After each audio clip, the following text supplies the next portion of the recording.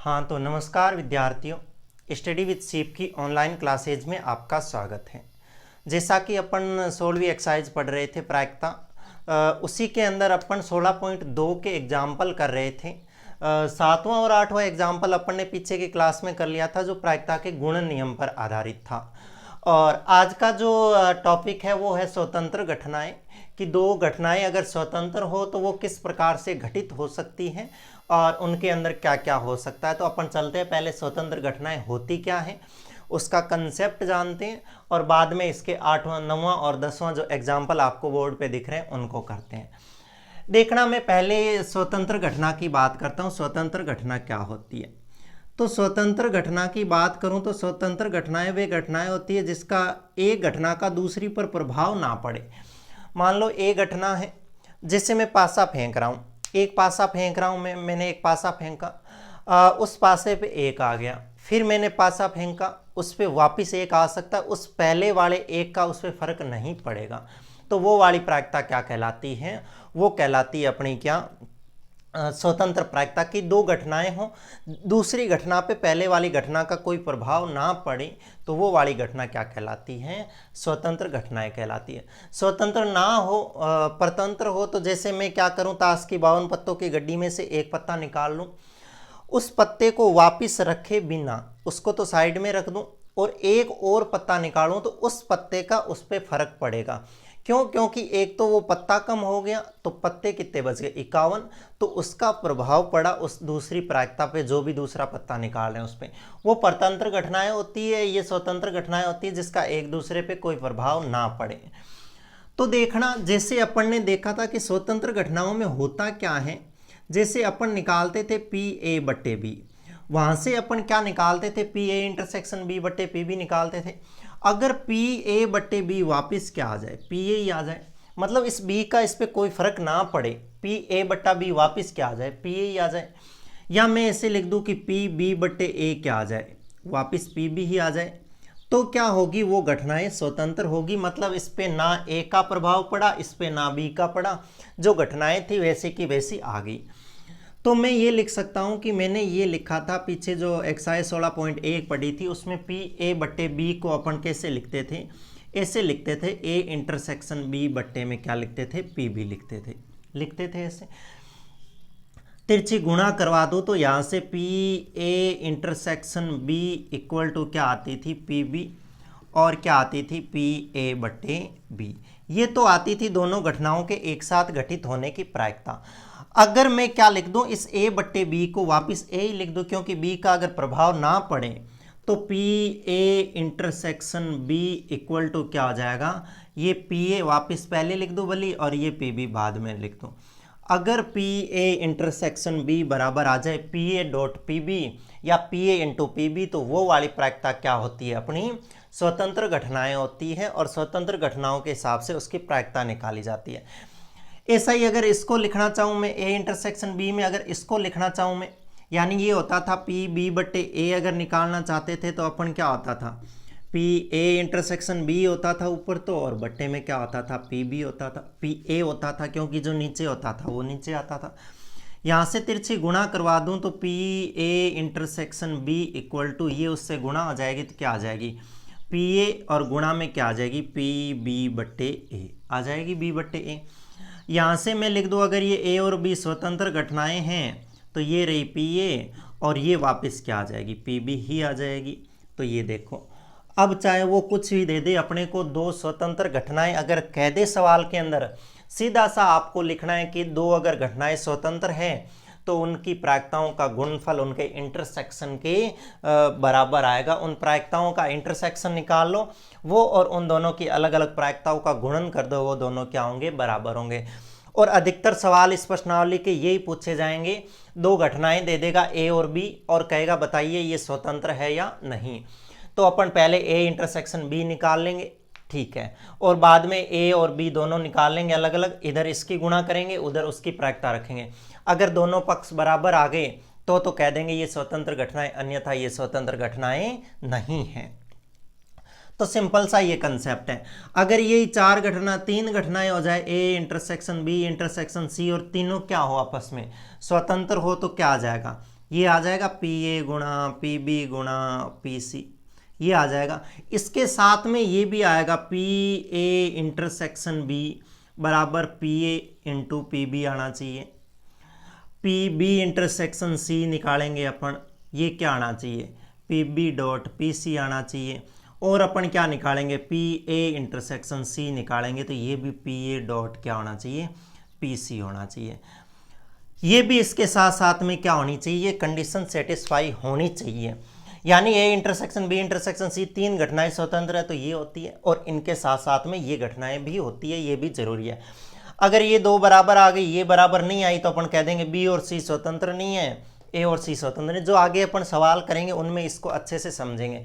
और ये अगर 4 हो जाए तो 4 आ जाएगी, आगे डी और आ जाएगा साथ में, तो सिंपल सा। तो आपको स्वतंत्र घटनाओं के बारे में क्या ध्यान रखना है, आपको यही ध्यान रखना है कि यदि दो घटनाएं स्वतंत्र हैं तो उनके इंटरसेक्शन की जो प्रोबेबिलिटी होगी वो उन दोनों की प्रायिकताओं के अलग अलग गुणनफल के बराबर में होगी, जो अपने को ध्यान में रखना है। तो फिर इस हिसाब से अपन देखो सवाल करते हैं, कौन सा 9वां एग्जाम्पल करते हैं। 9वां एग्जाम्पल आपको क्या कह रहा है, देखो 9वें एग्जाम्पल के अंदर वो कह रहा है कि ए और बी दो घटनाएं इस प्रकार की हैं कि ए दे रखी है आपको पी ए और पी बी दे रखी है, ठीक है, पी ए पी बी दे रखी है, और क्या दे रखा है, ए नहीं या बी नहीं दे रखी है। तो इनको थोड़ा सा ध्यान से समझना। ये जो दो वर्ड है अपने, एक या होता है और एक ओ होता है, अपन अच्छे से 11वीं क्लास में पढ़ रखे हैं, नहीं पढ़ रखा किसी ने तो वो देखो।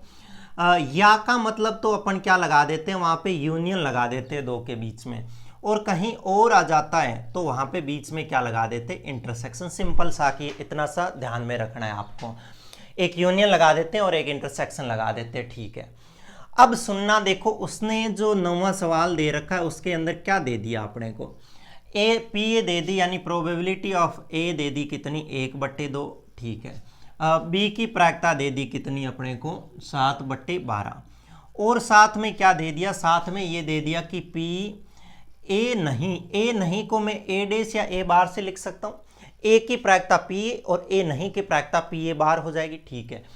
ए नहीं या की जगह क्या लगा दूं मैं, यूनियन लगा दूं, और फिर बी नहीं की जगह क्या लगा दूं, बी का बार लगा दूं।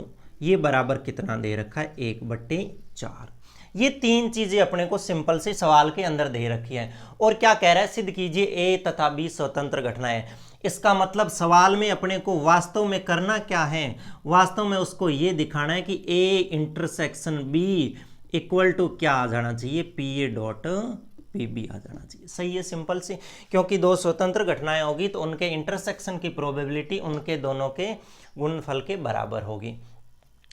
तो इनका गुणनफल तो कर ही लेता हूं, देखो यहाँ से भली साथ में कर लो, नहीं तो मैं ये पहले कर लेता हूँ गुणनफल पी ए और इंटू में क्या कर लेता हूँ P B, P A into P B. देखो इसकी लेफ्ट हैंड, इसकी राइट हैंड साइड आ जाएगी, तो ये आ जाएगी 1/2 इंटू कितना आ जाएगा, ये 7/12।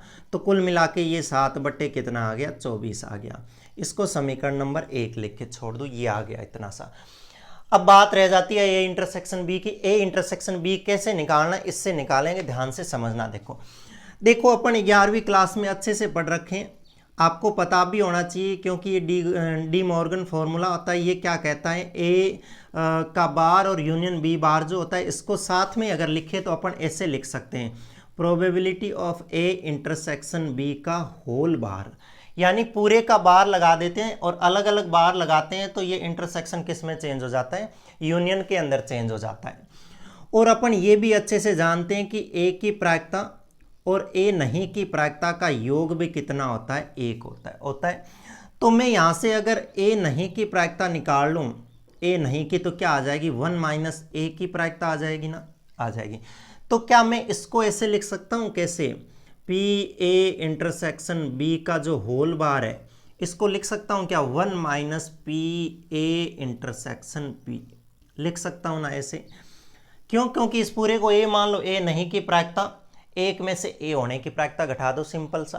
तो इसी बात का अनुसरण करते हुए ये डी मॉर्गन फॉर्मूला होता है, इसके आधार पे मैं उस सवाल को करता हूँ। तो मैं इसको ऐसे लिख सकता हूँ, ये लो लिख दिया मैंने। कैसे लिखा, पी ए यूनियन बी का होल बार लिख दिया, और बराबर में कितना पड़ा है, 1/4 पड़ा है, ठीक है, 1/4 पड़ा है। उसको मैं ये लिख सकता हूँ, तो इसको लिख दूंगा 1 minus probability of A union B और इक्वल टू कितना हो जाएगा 1/4। उसको इधर ले आऊं तो ये प्लस का हो जाएगा पी ए, क्या पी ए यूनियन, यूनियन नहीं लिख सकते, यहाँ से इंटरसेक्शन लिखते हैं इसको, तो मैं यहाँ से क्या लिखूं इसको इंटरसेक्शन। ये क्या आएगा इंटरसेक्शन, यूनियन नहीं आएगा, इंटरसेक्शन है तो इंटरसेक्शन आएगा। ये आ जाएगा A intersection B equal to, ये उधर जाके माइनस का हो जाएगा तो ये 1 माइनस 1/4 हो जाएगा, और यहाँ से निकाल लूँ तो ये 4 माइनस ए कितना आ जाएगा 3/4। इसको समीकरण 2 लिख दूँ। तो समीकरण 1 और 2 से अगर देखा जाए तो ये दोनों बराबर नहीं है। यहाँ लिख दूँ मैं, क्या लिख दूँ मैं, ऐसे लिख दूँ कि समीकरण 1 व 2 से, समीकरण 1 व 2 से क्या है कि probability of A intersection B not equal to probability of A dot probability of B, दोनों बराबर नहीं है। अतः अपन लिख सकते हैं ए और बी, अतः ए और बी स्वतंत्र घटनाएं नहीं हैं, स्वतंत्र घटनाएं नहीं हैं। बस ये इतनी सी सिंपल सी बात आपको याद रखनी है। बस ये कि आपको थोड़ा सा 11वीं जो क्लास में अपन ने प्रोबेबिलिटी पढ़ी थी, जो सेट बढ़ा था, उसका थोड़ा सा ध्यान रखना है कि अपने को ये कैसे निकालना पड़ता है ए इंटरसेक्शन बी। हालांकि यहाँ पे इस प्रोबेबिलिटी का ज़्यादा कोई रोल नहीं है, ये यूनियन और इंटरसेक्शन जो समुच्चय के अंदर पढ़ते हैं वहाँ से आया है, तो इसको थोड़ा सा समझने की कोशिश करें। ए इंटरसेक्शन बी निकाल लिया और इधर ए इंटू बी कर लिया, दोनों बराबर नहीं आई, इसका मतलब ये घटनाएं स्वतंत्र नहीं हैं। पहला सवाल, तो आपको अगर इसको उतारना है तो इसको रोक के उतार सकते हैं। आगे देखो दूसरा सवाल क्या कह रहा है, 10वां जो अपना सवाल है, 10वां सवाल क्या कह रहा है। 10वां सवाल कह रहा है एक सिक्के को और एक पासे को दोनों को उछाला जाता है एक साथ। तो आपको पता है एक सिक्के को और एक पासे को उछालते हैं तो सिक्के पे आने की संभावनाएं 2 होती है और पासे पे उछालने की प्रोबेबिलिटी कितनी होती है 6। तो दोनों को अगर करें तो 2 और 6, 2 इंटू 6 कितनी 12 स्थितियाँ बनेगी। तो सबसे पहले तो मैं S बना लेता हूँ, हल 10वें का लिखता हूँ और उसके अंदर पहले प्रतिदर्श समष्टि S बना लेता हूँ। S में क्या आएगा देखो, पहले मैं सिक्के को उछालूँ और उसके साथ में पासे के सारे रख दूँ। यानी मान लो मैंने पहले हेड उछाला तो हेड के साथ में 1 आ सकता है, हेड के साथ में 2 आ सकता है, हेड के साथ में 3 आ सकता है, हेड के साथ में 4 आ सकता है, हेड के साथ में 5 आ सकता है और हेड के साथ में 6 आ सकता है इतने। फिर टेल उछालू, देखो टेल के साथ 1 आ सकता है, टेल के साथ 2 आ सकता है, टेल के साथ में 3 आ सकता है, टेल के साथ में 4 आ सकता है, टेल के साथ में 5 आ सकता है, नीचे लिख दूँ उधर, टेल के साथ में 5 आ सकता है और टेल के साथ में 6 आ सकता है। कुल मिला के ये जो 12 स्थितियाँ बनेगी ये किस में, एस में बन जाएगी। ठीक है, आगे पढ़ो। देखो माना ए घटना सिक्के पर चित्त प्रकट होना। ए घटना क्या दे रखी है, ए दे रखी है सिक्के पर चित्त प्रकट होना। ये लिख दो क्या, सिक्के पर चित्त प्रकट होना। ए दे रखी है सिक्के पर चित्त प्रकट होना। ठीक है भाई, तो फिर ए के अवयव लिख लेता हूँ। ए में कौन कौन से अवयव आएंगे, तो सिक्के पर चित्त मतलब चित्त मीन्स हेड, तो सिक्के पे चित्त तो ये 6 की 6 स्थितियाँ ये लिख दूँ इसके अंदर आएगी। देखो H1 में आएगी, H2 में आएगी, H3 आएगा, H4 आएगा, H5 आएगा और क्या आएगा H6 आएगा। ये 6 स्थितियाँ किस में आ जाएगी, ए में आ जाएगी। दूसरा देखो बी क्या दे रखा है अपने को, बी में दे रखा है बी घटना पासे पर अंक 3 प्रकट होना। पासे पे 3 आना चाहिए, सिक्के पर कुछ ही आए, तो पासे पे 3, एक तो ये रहे और एक पासे पे 3 ये रहा, तो 2 ये स्थितियाँ बनती है। मैं पहले लिख दूं अगर इसको, तो ये कहना चाह रहा है कि पासे पर क्या हो, पासे पर अंक 3 प्रकट हो। अंक 3 प्रकट हो तो देखना क्या बनेंगे स्थितियाँ, बी के अंदर कौन कौन से एलिमेंट आएंगे।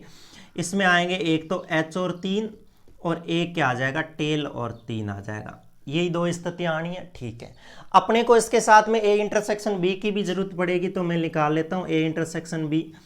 ए इंटरसेक्शन बी में कौन कौन से अवयव आएंगे, इन दोनों के कॉमन, तो दोनों के देखो इसमें सारे एच एच है, तो ये एच इसके अंदर, टी तो इसमें है नहीं, तो ये एक ही आना है, कौन सा, एच और 3 वाला, ये आ जाएगा, आ जाएंगे। ठीक है, मैं सारों की प्रोबेबिलिटी निकाल लेता हूँ। प्रोबेबिलिटी ऑफ ए की कितनी अवयव है इसके अंदर, 6। अनुकूल स्थितियाँ 6 बट्टे कुल स्थितियाँ कितनी है, ये एस में 12 है, यानी ये आ जाएगी कितनी, 1/2।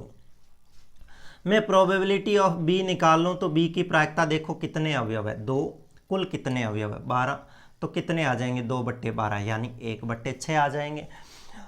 फिर मैं निकालूँ probability of A intersection B की, ए इंटरसेक्शन बी की, तो ए इंटरसेक्शन बी की प्रोबेबिलिटी कितनी, अवयव कितने 1 और बट्टे कुल अवयव कितने हो जाएंगे अपने पास में, कुल अवयव हो जाएंगे कितने 12 अवयव हो जाएंगे कुल अवयव, क्योंकि एस के अंदर कुल अवयव कितने हैं अपने पास में 12 अवयव है, तो ये 12 हो जाएंगे। ए और बी स्वतंत्र घटनाएं होती है तो उनके लिए ये होता है पी ए इंटरसेक्शन बी बराबर हो जाना चाहिए किसके, P A dot P B के। तो फिर P A dot P B के, तो पी ए इंटरसेक्शन बी तो अपने पास में 1/12 है ही वहाँ से, और ये पी ए कितना है 1/2 है, और इनटू पी बी कितना है 1/6, तो यहाँ से 1/12 बराबर कितना आ गया 1/12। इसका मतलब अपन कह देंगे कि ए इंटरसेक्शन बी बराबर है एक P A dot P B के। इसका मतलब ये दोनों घटनाएं आपस में क्या है, स्वतंत्र घटनाएं हैं। तो मैं यहाँ से लिख सकता हूँ कि अतः ए तथा बी, अतः ए तथा बी परस्पर स्वतंत्र घटनाएं हैं, यानी दोनों में एक दूसरे का कोई फर्क नहीं पड़ता है। ए और बी क्या है, स्वतंत्र घटनाएं। तो इस हिसाब से अपने स्वतंत्र घटनाओं पे आधारित ये दो ही एग्जाम्पल थे, अपना 8वां 9वां और 10वां। तो इन एग्जाम्पलों को आप समझना, ये एग्जाम्पल मैंने इस स्वतंत्र घटना को समझाने के लिए ही यहाँ पे इस क्लास में लिए थे। बाकी इस स्वतंत्र घटना का कंसेप्ट और अलग ही टाइप का है, बहुत अच्छे से समझेंगे अपन आगे इसको। पर फिलहाल आप घटनाओं को इतना ही समझो, स्वतंत्र घटनाओं को, कि यदि ए इंटरसेक्शन बी की प्रायिकता ए और बी की प्रायिकता के गुणनफल के बराबर आ जाती है तो वो स्वतंत्र है, अन्यथा वो स्वतंत्र नहीं होती। तो 9वां जो सवाल था उसमें बराबर नहीं आई थी, इसलिए कह दिया था स्वतंत्र नहीं है, और 10वें में बराबर आ गई तो इसका मतलब कह दिया ये स्वतंत्र है। तो इस हिसाब से अपन ने ये 9वां और 10वां एग्जाम्पल किया। आगे के एग्जाम्पल करते हैं अपन आगे की क्लास में। तब तक के लिए धन्यवाद।